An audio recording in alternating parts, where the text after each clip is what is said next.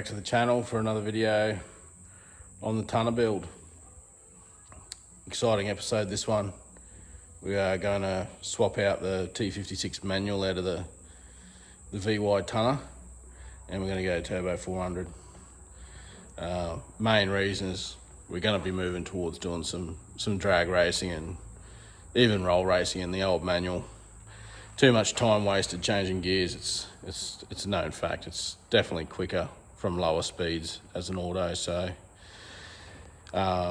it is the Turbo 400 out of the SS out of previous episodes on the SS. The SS build has changed directions dramatically, so now we're going to utilise the parts that I used out of the SS into the VY1 tonner, which is virtually the same anyway. Same sort of car, it's just the front half is the same, the back half is different being a tonner. So what we might do is just go through all the parts first. I've noticed in previous videos I go building it and then you only see the parts as I come through, so I'd rather review all the parts that I have ready from the start so you can sort of expect to see things going as we go. All right, straight up will be the transmission, probably the most important part. I got it built far out, it'd nearly be 10 years ago now. I got it from Gear Talk down at Slucks Creek there. You know, it's built for a turbo LS application, trans brake, full manualised, reverse pattern. It's got all the goodies in it. After that would be converter. Now remember, these things have been sitting under that red car now for we're sitting under there for 5 years stagnant, so it's got a bit of dust and a little bit of surface rust on the converter. It was all installed, but yeah, this is a converter shop converter. They've actually since gone out of business, or he's retired, the old bloke, but yeah, it's been set up for a turbo LS application. It has the LS snout, so where it sits in the back of the crankshaft. Should be a good thing. It doesn't really quote a stall speed. You just give him the specs of your combo, and back in the day I just told him roughly 1,000 horsepower, 1,000 wheel horsepower, turbo LS, so hopefully it's up to the job. I'm confident it will be, but if it doesn't work, we'll just get a new one. Now the converter will be bolted to, I ended up getting a Aeroflow flex plate. There's your part number there. It's a bit strange, it says 350 TH, but yeah, obviously I've had it all bolted in before, I know it works. And I used this flex plate in a previous conversion I did for a mate in his VE Ute, which makes a whole heap of power, and it seems to be holding up alright, so it should be alright. So the next thing will be my ARP bolts. Don't have a part number, I lost the packaging, but yeah, they're the ARP bolts for the flex plate in the back of the crankshaft. Moving on from there, we'll be putting some substantial cooling in it. But first off, we'll start with obviously a dipstick from Aeroflow. Just a firewall mount. There's your part number. Simple, easy, flexible bracket mounted on the firewall. You're done, which is awesome. And then also I've got Aeroflow fabricated transpan that's deep. There's your part number. Now, deeper because it holds more oil. Also got the reusable gasket. That's another part number that I don't have, but it's separate. I've got this pretty large trans cooler off eBay. It's the Americans carry on about them. I can't remember what they're called, whether it's called a 4000K or a 1000K or something like that. They carry on as if they're the best thing ever. This is like a Chinese knockoff, but I could nearly be guaranteed they're made in the same factory. So this is actually going to be mounted up under the tray, which more than likely will be up under here somewhere. We'll put it up in here, and I've got a couple of fans there that I'm going to mount on it.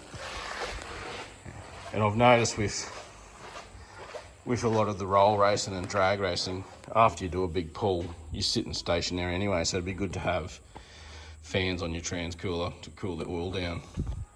So I've got 2 of these fans to mount on it, just Chinese ones. We'll see how they work, should be alright. We'll mount 2 of these fans on there, one next to each other, up under the tray. Then I have a Davies Craig fan control, digital fan switch, and it's the 044.5 one, which has the full digital switch so you can set the temperature that the fans turn on, and it comes with the sensor and everything, which conveniently the sensor will bolt straight into that pan. And also I have just a budget gauge, trans temp gauge. You know, people carry on that they're cheap gauges, but far out. I've been using the SAS boost gauge and oil pressure gauge, they've been working perfectly. So I don't need the boost gauge anymore because I've got the go fast bits. Boost control that tells me the boost, so I'm just going to swap the boost gauge out for trans temp.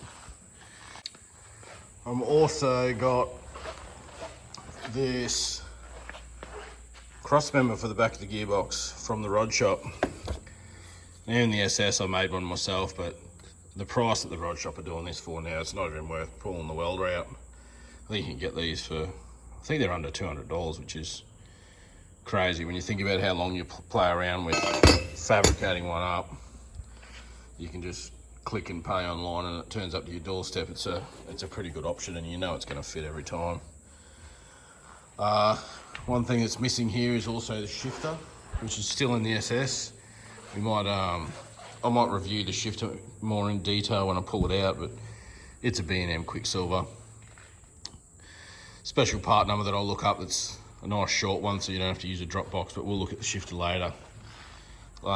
Really keen to get stuck in and pull this manual out for the last time. I'm going to start by taking the shifter out and get the gearbox out, because I really want to get that gearbox in so I can get a tail shaft length to send off to G&J so they can make my tail shaft quick smart. So I'll lower this down a bit. Obviously no rear end in the car, we've got some overlapping episodes here from the previous episode, but yeah, let's get it down, start looking at pulling the shifter out, first step of the conversion.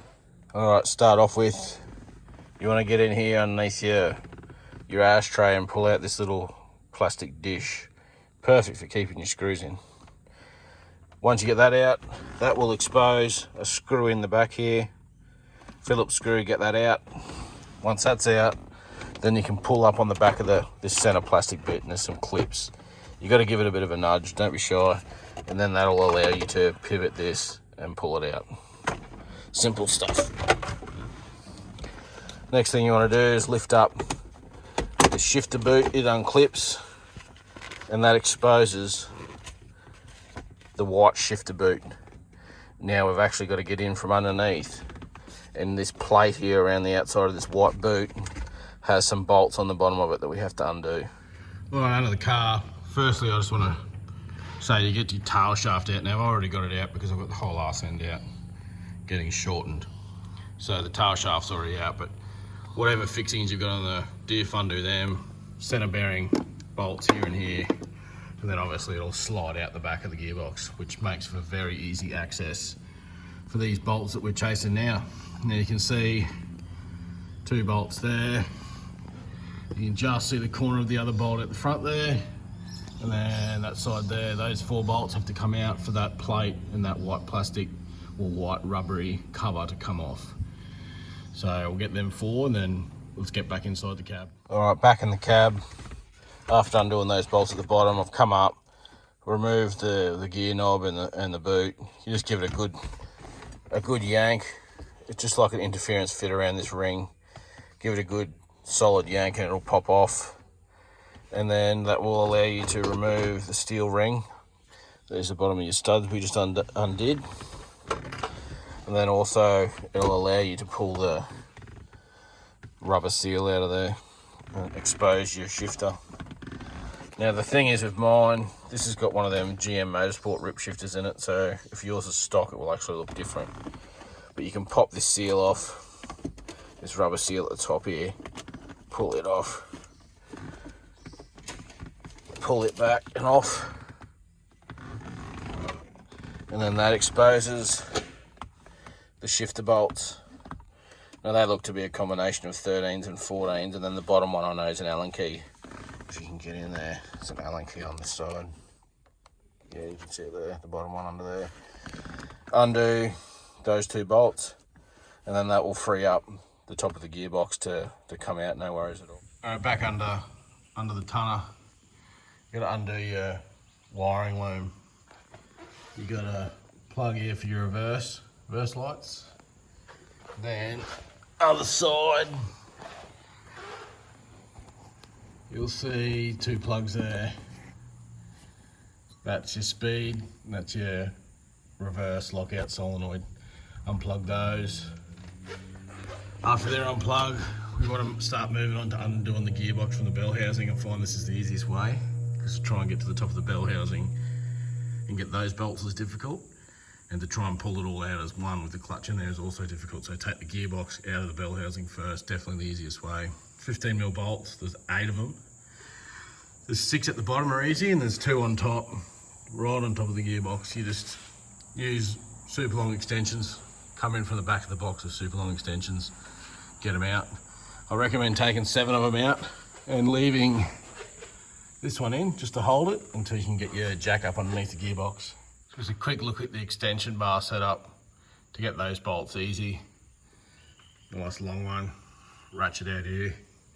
I think 2 of your normal extensions, what are they? 150 extensions, and then I've got a 300 or 400 extension on there. Just makes it easy.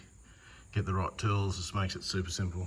All right, all the gearbox bolts are out except for that one safety one. I've got the transmission jack in place, ratchet strapped around the gearbox just to hold it for safety. So now I can undo the last gearbox bolt there, and the 4 crossmember bolts. I'm going to say 16mm from memory. And once they're all undone, I can actually shimmy and move that gearbox back a bit. All right, just had to lower that transmission stand or jack just down a little bit, and then just wiggle it back, and it opens up the gearbox enough here. Allows you to get in there. 2 8mm bolts in my case. You can see over time how much I've had to shim the slave out. Undo this bolt, and there's another one on the other side. That way this can slide off the front of the gearbox, and we can lower the gearbox out of there then. Alternatively, you could leave that on there and undo the hydraulic line. Either way, I'd rather get the gearbox out and then use the gearbox stand to put a bucket underneath there to catch the fluid as it falls out. Gearbox rolled out of there, no worries. Here's the slave cylinder hanging. Now I'll just get the gearbox off that stand and put a dish under here and let all that fluid drain into the dish. While that fluid's draining, you've got your bell housing. We're going to go around and undo all the bell housing bolts. Gearbox is out. Obviously bell housing's been taken off the motor, and I've just bolted it back onto the gearbox for storage. Slave cylinder's also bolted back in. I've got the brake fluid or clutch fluid draining. Now we're ready to take the clutch off. It's just that each clutch is different. This one uses Allen key bolts around the outside. Undo that, make sure that you catch the clutch plate on the inside. Once everything gets loose, take the clutch off. Clutch is off. I'm pretty impressed with how it's wearing actually. Would seem to have heaps of life still left in it. There's still plenty of depth in that pad, those pads. Looks pretty good. I tried not to ride the clutch too much. A couple of heat spots on the clutch. Bound to get that one a little bit with the ceramic. So that's off. Next to come off will be flywheel. It's pretty simple. Flywheel bolts in the middle there. A few heat spots on the flywheel, but nothing too crazy. A little bit of something there, but yeah, it actually held up really well. All right, I'm gonna undo those bolts in the middle, get that flywheel off. Now I'm working on getting the spigot bush out, and I'll just grab my air die grinder with the aluminium bit in it, and have a look under here. You can see, I'll just take a slot out of the side of it, and you'll see online people getting these things out by jamming grease and all sorts of stuff in there. Bread I've seen too, but If you have a look in there, the end of the crank, that's a Welsh plug in the end there. You can actually push that into the sump. So you don't want to go jamming anything and try and use compression. You just want to use a proper puller, which I don't have, or you can grind out one side of it and use a little punch and then punch it in, because once you grind one side out, they're super soft, they'll just cave in. So I'm going to get that out now. Spigot bush removed, no worries. Once you take that out, it just loses all of its tightness and just comes straight out. Prepping the flex plate, the new flex plate for install. Make sure the back surface is perfectly clean.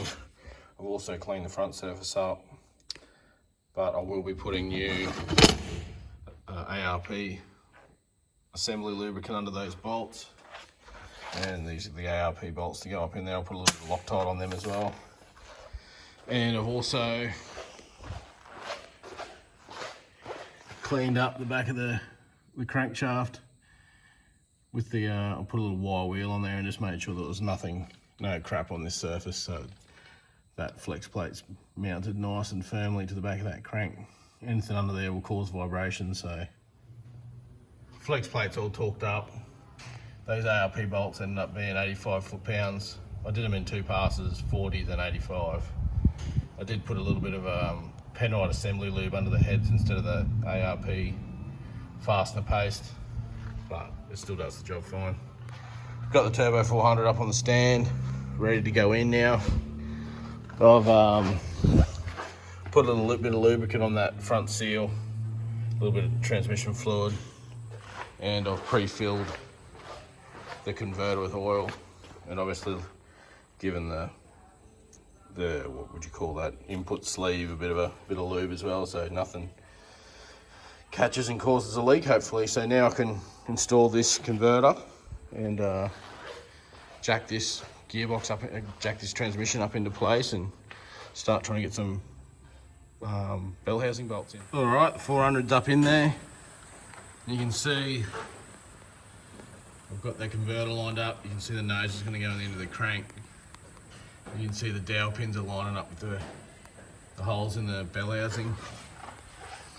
Keen eye would have seen before that the dowel pin come out with the T56, so I had to get that out of the T56 on this side and put it back in the block.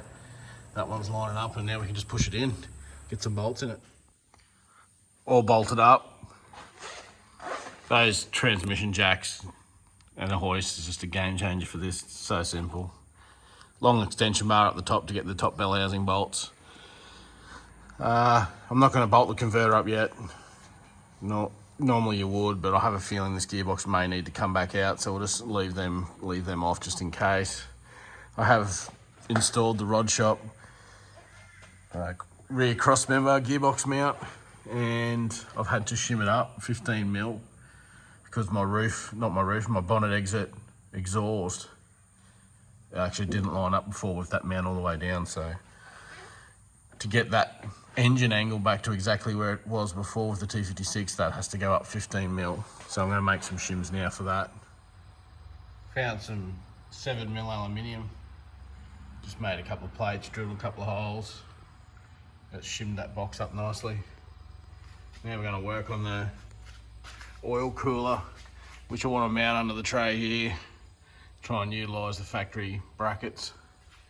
So I've got a bit of 25 by 25 angle, and I've welded together a little bit of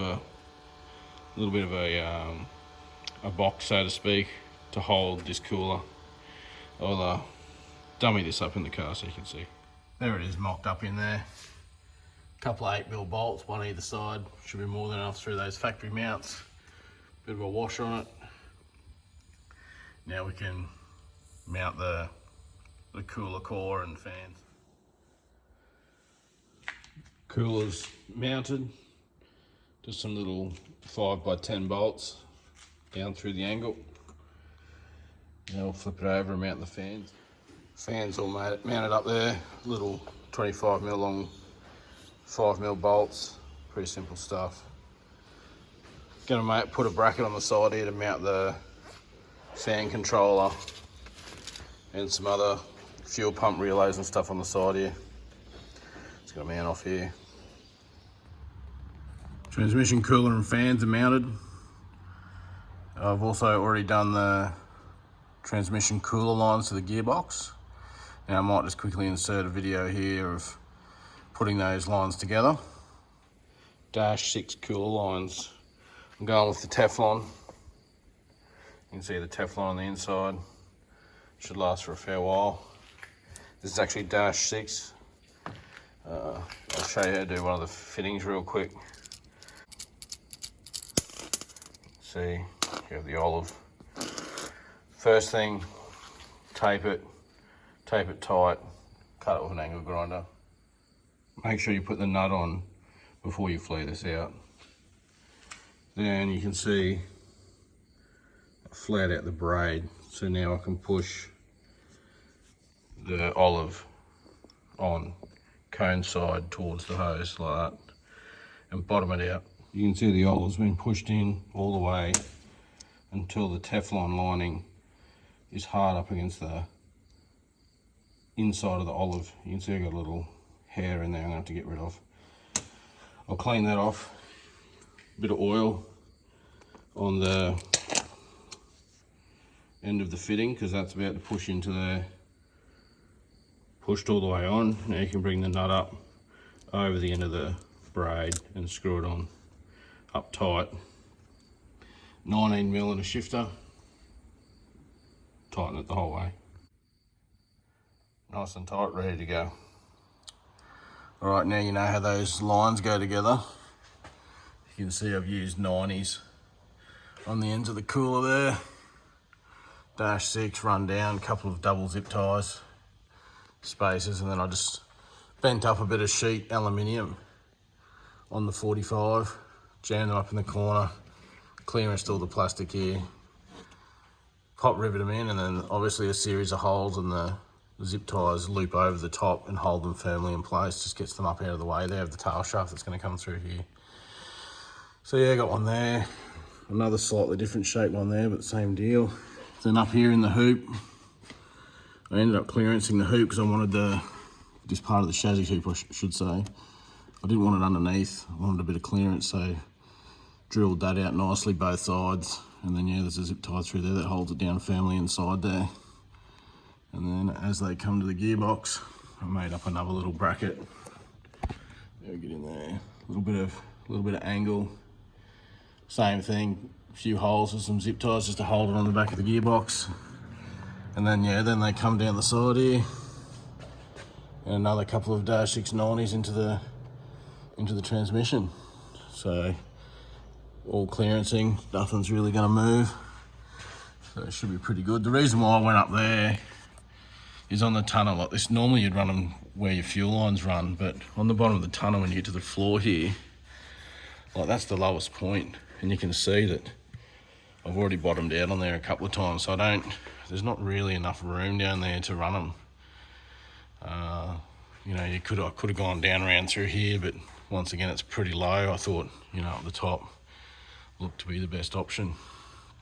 So next thing I'm going to do is put that Aeroflow pan on so I can get some sensors in it, and then we can sort out some wiring down here. Trans pan is off, and the pan's actually the same, the old pan's the same depth as the new one, so I won't have to stuff around with this filter extension. We'll compare the pans. Standard pan, same depth as the new Aeroflow pan. Obviously construction, that's pressed tin. This is fabricated aluminium. There's your part number. Comes with all new fixings, a bit longer because the rail's a bit thicker. Also comes with a filter extension if you need it. We don't need it. And another main reason why I got this is because of the pre-welded sensor bungs. This side is Dash 6 ORB. This side here is 3/8 MPT. So this side I've got a Dash 6 ORB to 1/8 MPT converter for the gauge sensor for trans temp. And then this side I wanted to run the fan control, but I've actually made a mistake. This is 3/8 MPT, this is 1/4 MPT, so I'm gonna have to get a little adapter for that. Standard, they come with a little little plug for that side. Sorry, a little bung and plug. Got that pan bolted up. Ended up using the torque wrench and starting it 10 foot-pound, then went 12, ended up at 15, felt nice all the way around. Just slowly pinched it up. Fits in there good. I've also ended up converting the gauge sensor, soldered in some twin core and got it ready to go up. And then obviously the fan control sensor's just sitting in there for now, but when I get the converter I'll sort it out, but ended up wiring that in. Just drilled a couple of little 4.5mm holes and put a zip tie loop through there just to hold it. I think that's pretty tidy. And then that wire hitches a rod with the transmission cooler line. You can see the little zip ties holding the line in. It goes all the way out the back, over, and then into the fan control box, so to speak, on this little tab that I've made here. Now I'm going to go through and wire all this, and I might explain it after I'm done. And also I'll have to upgrade the feed wire now, because obviously I want to go 2 fuel pumps and 2 fans. So this old 25 amp feed that I had running through here, I ended up changing out, but I'll insert some clips here of changing that out, and I'll get working on fixing all this up. Upgrading that power feed to my little distribution block at the back there. It just runs through that black grommet, up the side, and then up through a grommet in the firewall. Now I've already pulled the old one. It was a 25 amp setup, which is enough for one Marlboro, more than enough for one Marlboro. They're rated for about 18 amps. So I want to move to 2 of those Marlboro 525s. So it's going to be about 36 amps, and then those 2 fans that are under there on the oil cooler are about 7 amps peak each. So all up 50 amps, and I think this is a good hack. These King's 50 amp wiring kits, it's perfect. Normally comes twin core, so you just pull one core off, and yeah, then you're set. I've already wrapped it in some wire loom, taped it in, set that back in the bay, and yeah, you can get these on sale sometimes for $50, which is, yeah, very efficient. So I'm going to run this in the engine bay and get it out the back there. Right, there's that 50 amp line there. There's fuse just hanging out the bottom of the fuse box, and then there's these little clips from factory. Just pop them in there, and you can see where that little nick of red is. That's where it pops through the grommet. Pretty easy. Just blends away nicely. All right, nicely ran, a few zip ties, straight out the back. Easy. Now we can hook it all up. The fan and fuel pump relays hidden underneath the tray here. You can see here's that 50 amp feed that I sent through down the side there, wrapped it in some wire loom. And then it's obviously attached to an isolated battery terminal post. This left side shares constant power, and this right side of the post shares switched power. Now in this case, the right hand side is actually the original, fed by the original fuel pump wire. So when you hit the key and the fuel pump turns on, comes up this yellow wire, and this becomes live, and that then allows the fuel pump this side, this relay, and then the fans through the top. So that switch, this is constant, obviously constant, feeds the relay there. This one here feeds the 2 relays there. There's your fan wires. Then we've also got another feed coming out the top over to the back of a switch, and it comes back into this green wire. That's an override switch. Now, I just mounted it in underneath the tray there so I can easily reach under, just to test, just if the sensor goes bad in the oil pan for the fans, I can just switch that and the fan should turn on. And obviously all this thing goes over to earth that I've mounted on the rail there. So that's some pretty basic stuff. Now to set it up, even with the override, it still needs the ignition switch or the fuel pump switch to turn the fan module on. Okay, I've got this jumper bar that I put across the terminals just to activate this fan module so I can adjust the settings and show you. So I'll just throw that on. It just jumps the constant power across the switch power. You can hear straight away the fuel pump's fired up as well. Now the first thing it's showing, just remember that's upside down, so the sensor is actually reading 26 degrees, so that's pretty cool. Tells you instantly what it's reading. And you get in here and press the button, and that's the temperature the fans kick in at 79, so I want it at 80 degrees. Fans will kick on. Now, obviously it's only 26 degrees, so they're not going to turn on, so if I hit my override switch,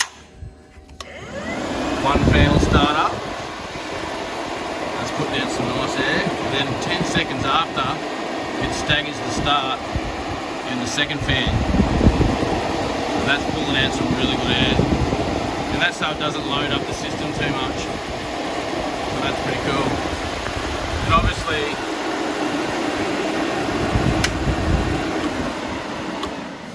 obviously when the temperature sensor reaches 80 degrees, it does the same thing. One fan waits 10 seconds, starts the other fan, and they will not turn off unless it goes 80 degrees, which it probably won't. So yeah, I think that's a pretty cool setup, I reckon. Real good. Righto guys, that'll do this episode. We'll have to break it up into two.